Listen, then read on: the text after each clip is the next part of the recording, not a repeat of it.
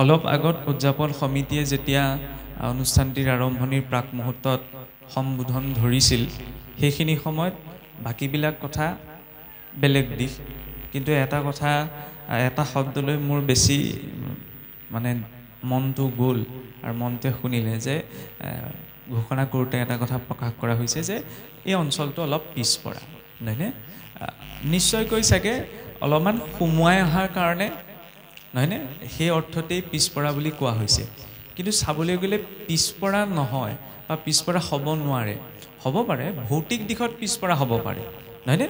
ভৌতিক দিশত পাছপৰাটো কোনো ডাঙৰ কথা নহয় কাৰণ স্বৰ্ণলংকা আছিল নহয়নে গোটেই নগৰখনেই সোণেৰে নিৰ্মাণ কৰা কিন্তু থাকিনো কি লাভ হ'ল য'ত সংস্কাৰ নাই য'ত সংস্কৃতি নাই তাত ভৌতিক দিশত আগবাঢ়ি লাভ নাই এই অঞ্চলটো পিছপৰা বুলি কয় সোমোৱাৰ কাৰণে কোনোবাই ক'ব পাৰে কিন্তু যিটো অঞ্চলত বহি ভগৱন্তৰ আজিৰ পৰা ৫০০০ বছৰ আগতে অৰ্জুনক যি উপদেশ দিছিল সেই উপদেশৰ বিষয়ে যিটো অঞ্চলত চৰ্চা হ'ব সেইটো অঞ্চল আধ্যাত্মিকভাৱে পিছপৰা হ'ব নোৱাৰে আৰু দ্বিতীয় কথা হ'ল কি যে বতৰ পানীলৈ চাই আজিকালি মানুহৰ ওচৰত বৰ বিশেষ সময় নাই এইবিলাক কথা শুনিবলৈ পঢ়িবলৈ বুজিবলৈ কিন্তু তাৰ মাজতে যে আপোনালোকে আহি পেলাই এইখিনি সময়ত ইয়াত বহি আছেহি সেইটো আটাইতকৈ ডাঙৰ কথা যে কিবা এটা অন্তৰত ঈশ্বৰৰ প্ৰতি থাকিব লাগিব সেইটোক বুজোৱাৰ প্ৰয়োজন নাই যে এয়াই ভক্তি ভক্তি কৰিছোঁ বুলি আমি সংজ্ঞা দিয়াৰ প্ৰয়োজন নাই যে কোনোবাই ভক্তি কৰিছে নকৰিছে কিন্তু অন্তৰৰ ভাৱটো কেনেকুৱা সেইটোহে বিচাৰ কৰাৰ প্ৰয়োজন আৰু যেতিয়ালৈকে অন্তৰৰ ভাৱটো নোপোজে তেতিয়ালৈকে আচলতে জ্ঞান কৰ্ম ভক্তি ধাৰণাই তৰাব নোৱাৰে শব্দ ব্ৰহ্ম নিষ্ণাত ননিষ্ণাত পচেয়দি শ্ৰমন্তস্য শ্ৰুতফলম সব্যধেনু ৰক্ষিত কৰ অৰ্থাৎ যদি শ্ৰদ্ধা ভক্তি অবিহনে আমি যদি কেৱল শাস্ত্ৰ পাঠন বা অধ্যয়ন কৰোঁ তেতিয়াহ'লে সেই কৰ্মটোক বাজি গাই ৰখাৰ লগত তুলনা কৰা হৈছে বাজি গাইজনী যিদৰে পোৱালিও নিদিয়ে গাখীৰো নিদিয়ে ঠিক তেনেদৰে যদি ঈশ্বৰৰ প্ৰতি ঈশ্বৰৰ বাক্যৰ প্ৰতি শ্ৰদ্ধা ভক্তি মোৰ মনত নাই তেতিয়াহ'লে মই ইয়াৰ ওপৰত কোনো মন্তব্য দিয়া কোনো কৰ্ম আচৰণ কৰা সকলো সেই বাজি গাই ৰখাৰ নিচিনা কৰ্ম সি ফল কেতিয়াও দিব নোৱাৰে এতিয়া গীতা শাস্ত্ৰ বুলি ক'লেই ধৰি লওক পোনপ্ৰথমতে আমাৰ মনলৈ আহে যে বৈষ্ণৱ মাৰ্গৰ এখন প্ৰধান ধৰ্মগ্ৰন্থ কিন্তু ধৰ্মগ্ৰন্থ হোৱাৰ আগমুহূৰ্তত গীতা শাস্ত্ৰ হৈছে জীৱন গ্ৰন্থ সেইবাবে বৈষ্ণৱ মাৰ্গত দুখন প্ৰধান শাস্ত্ৰক নিৰ্ভৰ কৰি গোটেই বৈষ্ণৱ মাৰ্গটো প্ৰকাশিত হৈছে যদিও ইয়াৰ মূল হৈছে বেদ কিন্তু বেদৰ পৰাই নিৰ্গত হোৱা দুগ্ধস্বৰূপ গাখীৰকণ হৈছে এই গীতা কেনেদৰে সৰ্ব উপনিষদ গাৱহ সকলো উপনিষদক গাইজনী অৰ্থাৎ ধেনুৰ লগত তুলনা কৰা হৈছে দুগ্ধম গোপাল নন্দন সেই বেদৰূপী গাইজনীৰ পৰা গাখীৰ কোনে খীৰাইছে ভগৱন্ত কৃষ্ণই পাৰ্থ বৎস সুধীৰ ভোক্তা আৰু সেই বেদৰূপী গাইজনীৰ পৰা খিৰোৱা গাখীৰৰূপী গীতা কোনে পান কৰিছে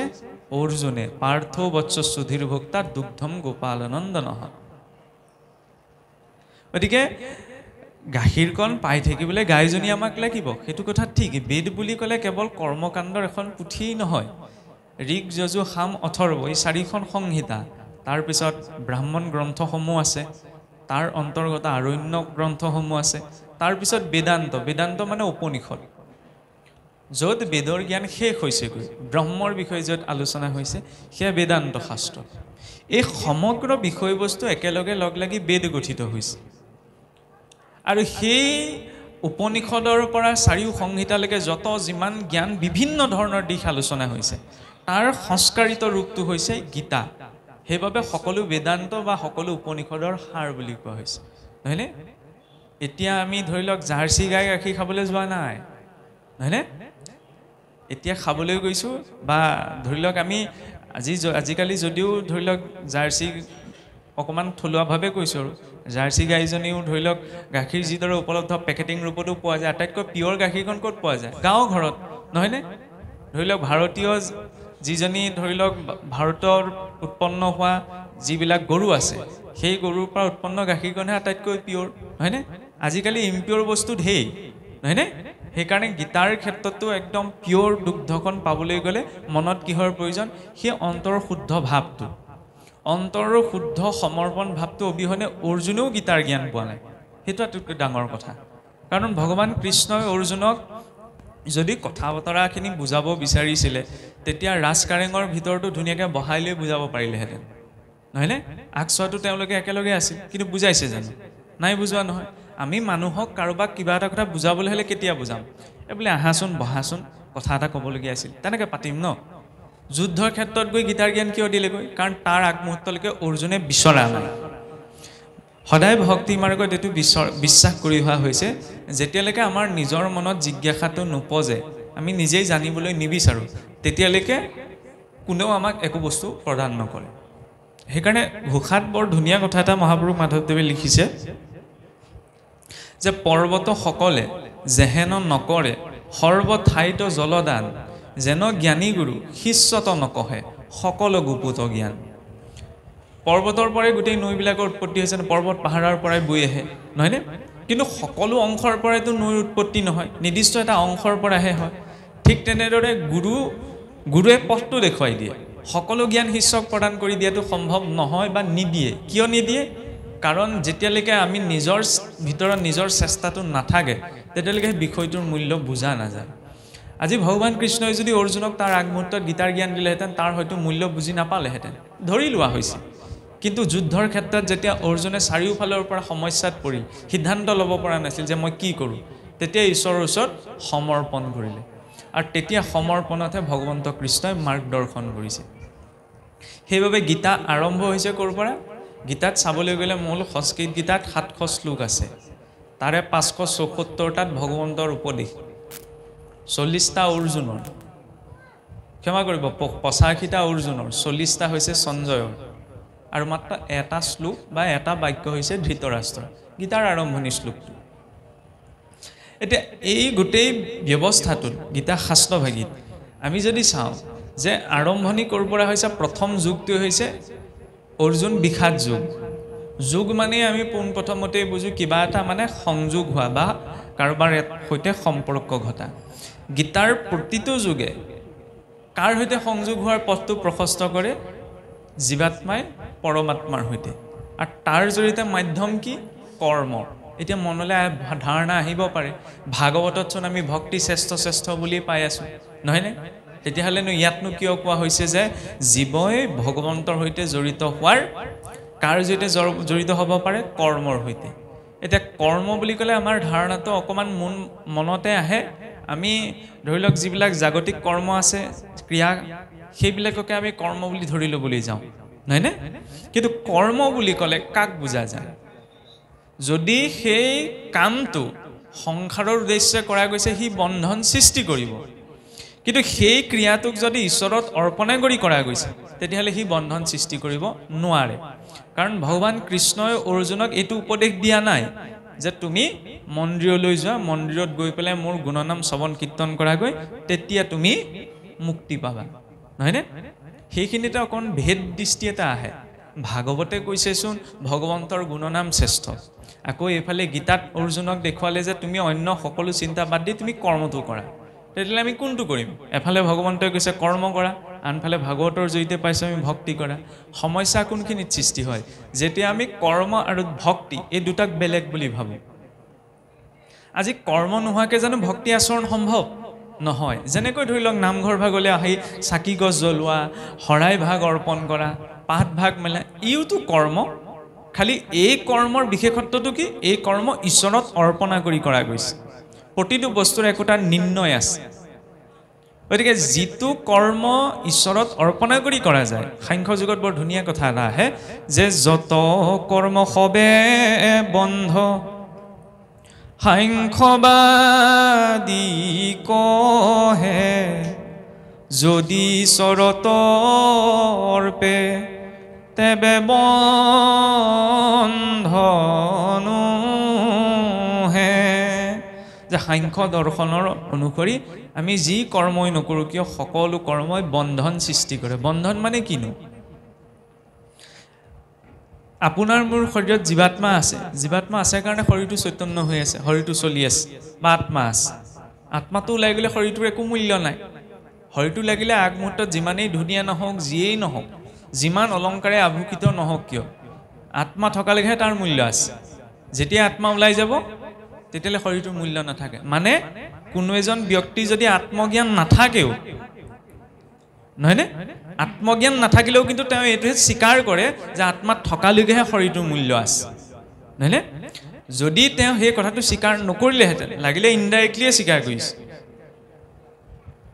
কাৰণ আত্মজ্ঞান লাভ কৰি আমি স্বীকাৰ কৰা নাই যে আত্মা আছে কাৰণে মূল্য আছে কিয় আত্মজ্ঞান অনুভৱ হোৱা নাই কাৰণ আত্মজ্ঞান যদি অনুভৱ হ'লহেঁতেন তেতিয়া আমি শৰীৰজনিত একো কৰ্মত জড়িতই নহ'লোহেঁতেন কিন্তু আমাৰ আত্মজ্ঞান হোৱা নাই আমি গীতা শাস্ত্ৰত পাইছোঁ যে মই বুলি ক'লে শৰীৰটোৰ কথা কোৱা হোৱা নাই আত্মাৰ কথা কৈছে কিন্তু এইটো বাক্যৰ স্তৰত জ্ঞানহে বাক্যৰ স্তৰত জ্ঞান আৰু অনুভৱৰ স্তৰত জ্ঞানৰ মাজত পাৰ্থক্য আছে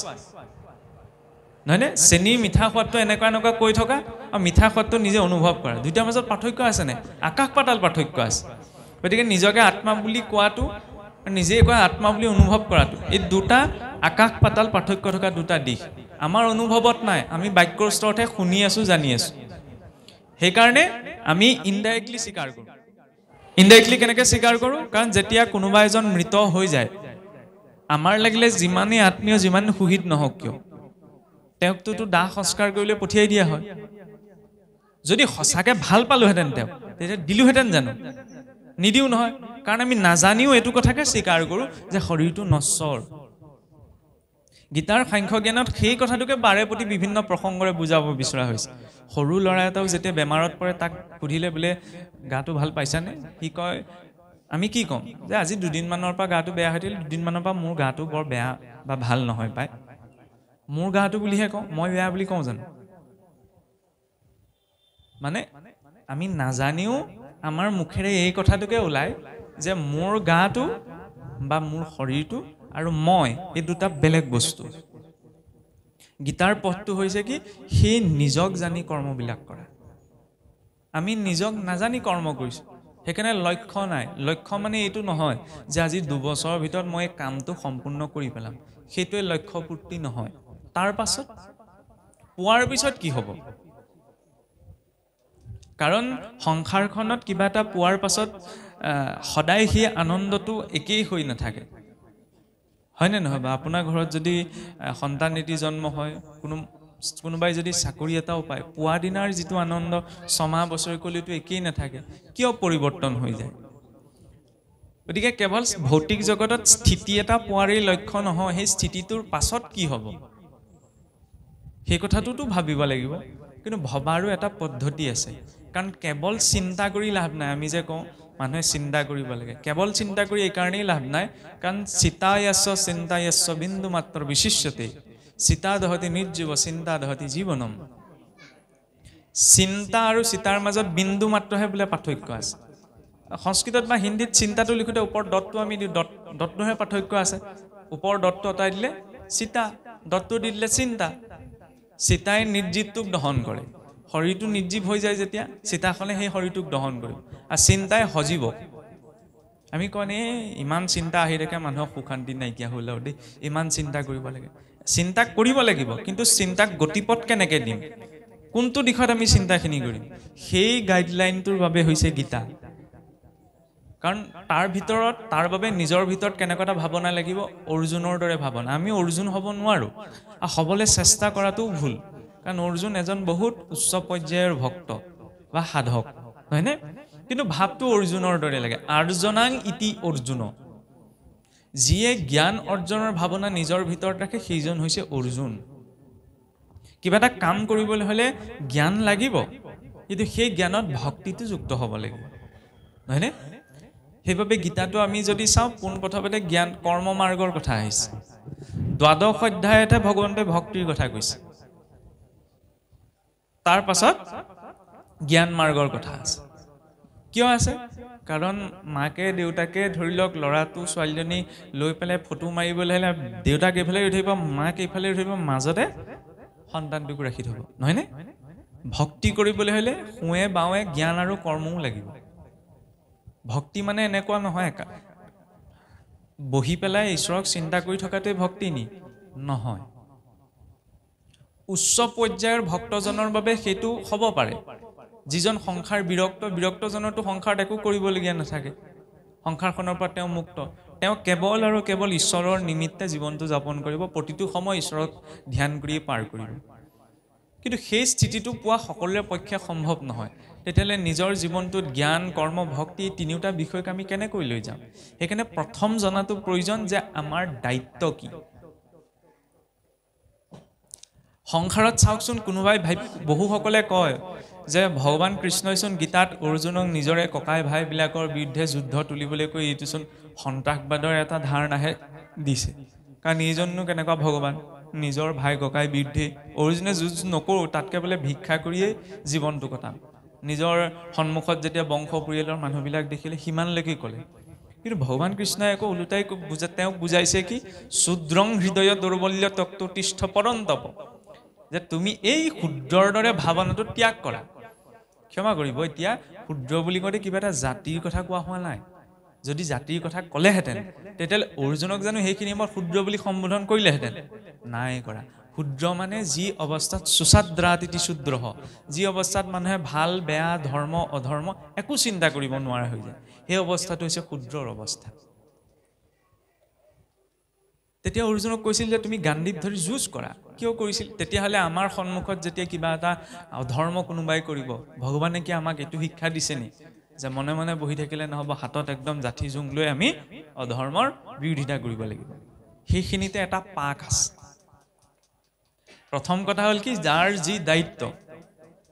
অৰ্জুন এজন ক্ষত্ৰিয় আছিল নহয়নে বিখাত যুগত সেই কথাই প্ৰকাশ কৰি যোৱা হৈছে ক্ষত্ৰিয় ৰূপত তেওঁৰ দায়িত্ব যে সন্মুখ সমৰত যদি তেওঁ যুঁজিবলৈ কোনোবাই প্ৰত্যাহ্বান যোগায় তেতিয়াহ'লে ক্ষত্ৰিয় ৰূপত তেওঁৰ দায়িত্ব যে তেওঁ যুঁজ কৰে তাৰ পৰা তেওঁ পৰাজয় হ'ব বিজয় হ'ব এইটো চিন্তা কৰাটো সেইখিনি সময়ত তেওঁৰ দায়িত্ব নহয় তেওঁৰ দায়িত্ব হৈছে সেই কৰ্মটো সাধন কৰা ঠিক তেনেদৰে সকলোৰে কৰ্মবিলাকটো বেলেগ বেলেগ কোনোবা এজন খেতিয়ক কোনোবা এজন শিক্ষক কোনোবা এজন ছাত্ৰ কোনোবা এজন গৃহস্থী ইত্যাদি ইত্যাদি যিজন ব্যক্তিৰ যিটো কৰ্ম সেই কৰ্মটো নিজৰ সামৰ্থ্য অনুসাৰে আচৰণ কৰাটো তেওঁৰ ধৰ্ম সেইবাবে কোৱা হয় ধৰ্ম বোলে ধৰ্মৰ সংজ্ঞাটো বিস্তৃত মানে ধৰ্মৰ তিনিটি পৰ্যায় আছে এটা হৈছে স্বভাৱগত যেনেকৈ জুইৰ স্বভাৱটো কি কিবা এটা পুৰা যিকোনো বস্তু দিলে জুইয়ে পুৰিব সেইটো স্বভাৱগত ধৰ্ম মানুহৰটো কিছুমান স্বভাৱগত ধৰ্ম থাকে নহয়নে দ্বিতীয়টি পৰ্যায়ত আছে উপাসনামূলক সকলোৰে উপাসনাবিলাক একেই নহয় উপাসনা কিয় একো নহয় কাৰণ ঈশ্বৰৰ প্ৰতি সকলোৰে ভাৱবিলাকো একেই নহয় সেইটো উপাসনামূলক ধৰ্ম তৃতীয়টো হৈছে সম্প্ৰদায়মূলক সম্প্ৰদায় মানে ইয়াত জাতি ভেদৰ কথা কোৱা হোৱা নাই দৰ্শনৰ কথা কোৱা হৈছে নহয়নে কোনোবাই ভগৱন্তক এনেকুৱা বুলি ভাবে আৰু সেই অনুগামী সেই ধাৰণাটোৰ সেই দৰ্শনটোৰ অনুগামীসকলে তেনেকৈ ভগৱানক উপাসনা কৰে আপুনি মই আকৌ বেলেগকৈ ভাবোঁ ভাৱটো বেলেগ বেলেগ হ'ল নে কিন্তু উদ্দেশ্যটো একেটাই আকাশাত পতিতম তৈয়ম যথা গচ্ছতি সাগৰম সৰ্বদেৱ নমস্কাৰম কেশৱম প্ৰতি গচ্ছতি সকলো দিশৰ পৰা আকাশৰ পৰা পানীখিনি বিভিন্ন উৎসৰে জমা হৈ পেলাই সাগৰলৈকে যাব গতিকে বিভিন্ন উপাসনাৰ খালি সেই উপাসনা কৰোঁতে এই ধাৰণাটো মনত ৰখাটো প্ৰয়োজন যে আমি এজন ঈশ্বৰক উপাসনা কৰিছোঁ এজনৰ ব্যতিৰেকে য'ত দ্বৈত ভাৱটো আহিব তাত উপাসনাই পূৰ্ণৰূপ পাবগৈ নোৱাৰে মানে বাল্ব ফেন বহুত কেইখন লাগি আছে নহয়নে বাল্ববিলাকো ধেৰ আছে এটা জেনেৰেটৰ সৈতেহে কানেক্ট হৈ আছে জেনেৰেটৰটো ষ্টাৰ্ট দি দিলেতো চব জ্বলিব চব ঘূৰিব নহয়নে এই মেইন ছুইচটোক জনাটো প্ৰয়োজন যদি মেইন ছুইচটোক নেই আমি ভাগে ভাগে কৰিবলৈ যাওঁ তেতিয়াহ'লে সকলো একে সময়তে প্ৰকাশিত নহয় সেইকাৰণে কিবা এটা কৰ্ম কৰিবলৈ যাতে মূল কোন সকলোৱে মূল বুলিতো ভগৱন্তক দেখুৱাইছে মানে গতিকে ভগৱন্তৰ প্ৰদত্ত দায়িত্ব বুলি সেই কৰ্মটো যদি অৰ্পণ কৰা হৈছে তেতিয়া ব্যক্তিজনে সেই কৰ্মটোত কপটতা কৰিব পাৰিবনে উদাহৰণ হিচাপে আজি দেউৰীজনে শৰাইভাগ সজাবলৈ যাওঁতে তেওঁ জানে যে সেয়া ভগৱন্তৰ কৰ্ম